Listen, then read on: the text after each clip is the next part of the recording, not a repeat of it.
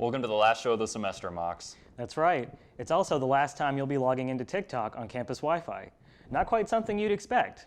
Well, I'm Jake Redfern. and I'm Jules Jackson. Your news starts now.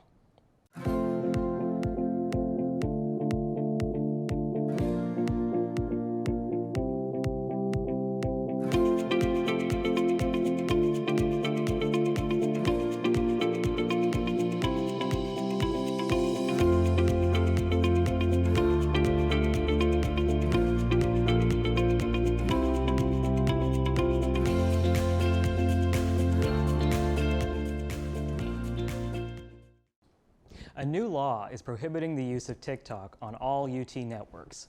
Governor Bill Lee signed a new bill this week which prohibits Tennessee public higher education institutions access to TikTok from the institution's network. Students and other UT affiliates are still permitted to use the Chinese-based social app, but will have to use their own personal network connection instead. Spring Fling took place on Chamberlain Field. The event was like a carnival where students could do all sorts of fun things. There were inflatable Hungry Hippos, bungee jumps, a tilt-a-whirl, a photo booth, and even a caricature artist. Performer Adam Paddock and his band performed several covers and original songs for the crowd. Students could refresh themselves with burgers and chicken tenders and cool down with Kona Ice.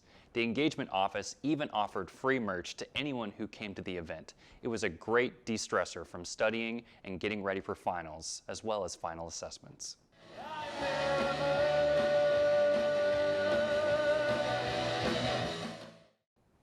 The House, a UTC campus ministry, is hosting its 56th semi-annual Midnight Pancake Breakfast at 650 Macaulay Avenue on Tuesday, April 25th. Doors open at 11:59 p.m. with a $1 entry fee for all-you-can-eat pancakes and coffee. Come join to kick off the beginning of finals week. UTC sororities and fraternities took center stage to perform skit-based dances for Greek Show 2023. This is always an exciting time of year for our Greek students. After the judges had some time to deliberate, the Greek Show Best Fraternity was Lambda Chi and the Best Sorority was Chi Omega. Second place for sororities was Sigma Kappa and third place was Delta Zeta. The second place fraternity was Beta Upsilon Chi and third place was Sigma Chi. Take a look.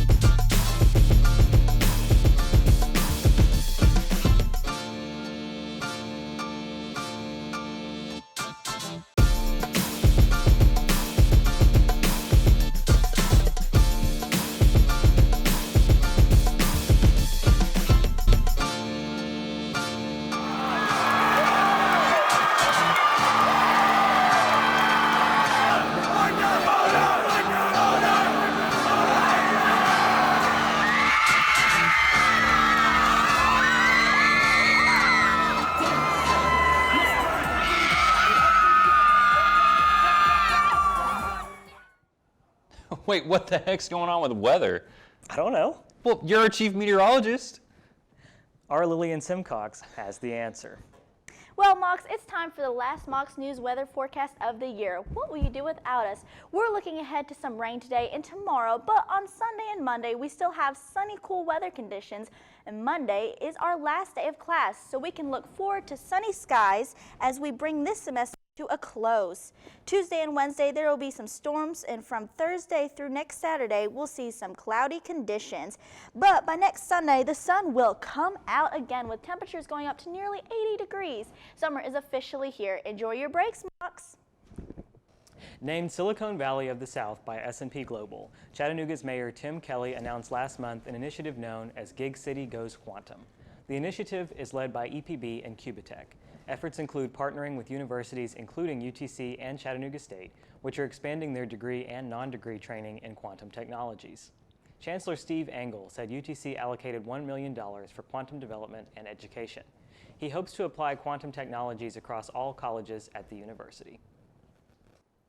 As local high schools close up another prom season, more than 100 students show up this year to say yes to the prom dress. High school students who attended this event in Dunlap, Tennessee went home with a dress, jewelry, shoes, and even a handbag for the big night. If you or someone you know is in need of a free prom dress, Dunlap Mercantile still has more than 150 dresses left. Contact 423-949-2552. Well, I wonder how our tennis team did in the tournament.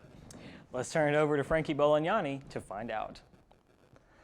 UTC women's tennis ended the regular season with a 5-2 win over Western Carolina last Sunday. Despite that strong showing, the Lady Mocs were knocked out in the first round of the SoCon tournament with a 4-1 loss to Mercer. UTC women's golf finished strong at the Southern Conference Championship this past Tuesday. Kara Healy, a freshman and South African native, led the effort with a total score of 75, only 3 above even. Despite a strong showing, the Lady Mocs headed home after finishing 6th and witnessing Furman claim an NCAA championship berth. The NCAA Women's Golf Championship will be held at San Jose State, May 22nd through 24th. Mocs softball will return to Frost Stadium this Saturday to host UNCG after playing a game at Warner Park earlier this season. This will be a 3-game series with a doubleheader beginning at 1 p.m. tomorrow. Speaking of softball, Coach Frank Reed will be recognized for his 700th career win as Mocs softball coach at Saturday's game. As part of this celebration, the first 75 fans at Frost Stadium will receive a SoCon Championship replica ring. Make sure to get there early. Beach volleyball sees themselves in a pivotal matchup to end the season. The Mocs travel to Morehead State to play 4 games as part of Ohio Valley Conference weekend, where all 4 games will be counted towards the start of the OVC tournament next week. Last but not least, young players continue to gamble away their NFL careers as the NFL announced earlier today that 3 players have been suspended indefinitely for breaking the gambling policy. 2 others, including second-year wide receiver Jameson Williams, have been suspended for 6 games. Jake and Jules, back to you. This past Sunday at Erlanger Medical Mall, pediatric surgeon Dr. Lisa Smith hosted an ice cream social for children with chest wall deformities. This was set in place to help families prepare for their child's upcoming surgery this summer. Many families who have already been through the surgery and other medical professionals came to this event in attempts to share their knowledge and bring comfort to those who are entering into this crucial part of their journey. UTC would like to wish these families best wishes. Allie English, a UTC student currently enrolled in Rising Rock, placed 17th in the nation in the Hearst competition for her film, Raising Wolves. She is the second student to place in the Hearst competition here at the University of Tennessee at Chattanooga. We're lucky to have her in the studio with us today, and here's what she had to say. Thanks for joining us here at Mocs News. Today I will be interviewing Allie English, who will be talking to us about her latest project in Rising Rock, Raising Wolves. Hello. So I just got done watching the video. It looks incredible, and I think it has a really powerful message. What made you specifically pick this project for you to do?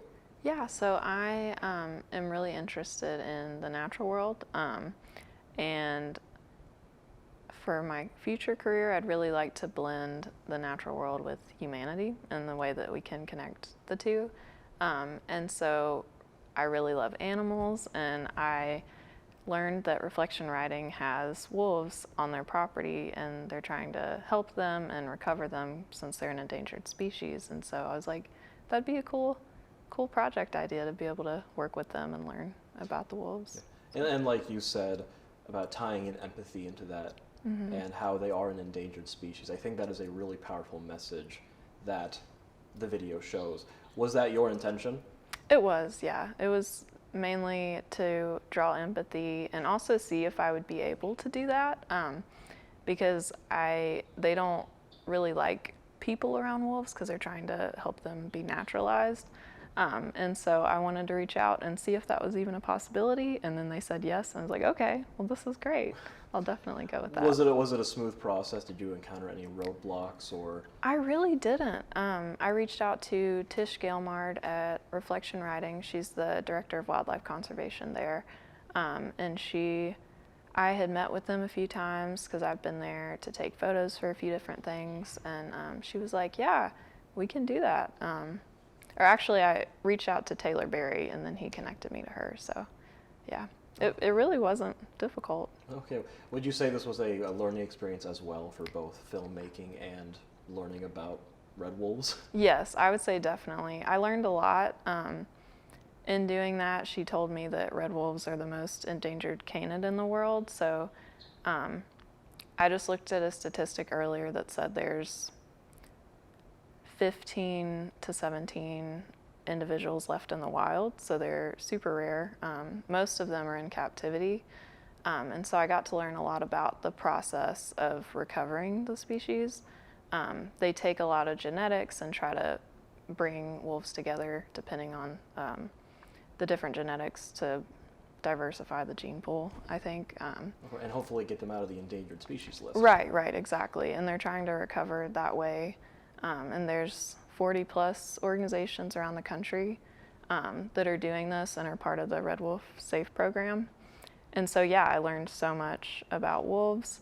And then it was also my first video project, so I learned a lot. Oh, wow, definitely. Yeah. Well, for a first video project, it was really something incredible. Thanks Do you so have an much. idea for what you're wanting to do next semester with Rising Rock? So I won't be in Rising Rock next semester. I'll be taking film production, so I hope to learn a lot in that class too. Well, now with this, you have some experience already. Thank you for joining us, Allie. Really appreciate you being on. Yeah, thanks so much. I appreciate it. William and Jules, back to you. That's this edition of Mocs News. Thanks for joining us. Be sure to keep up with us on our Facebook page. We're also on Twitter and YouTube. Have a great summer, UTC. But this is actually also our last show for me and Jake. We've been in Mocs News together for the last 3 years. Has it been 3 years? I think it's been, yeah. Yeah, at least 3 years. And it's been a wild ride with a lot of ups and downs, but we have loved our time here, and we've always loved bringing the news to you, Mocs. I wouldn't trade it for anything. Thank you guys for always tuning in. And again, have a great summer, guys. That was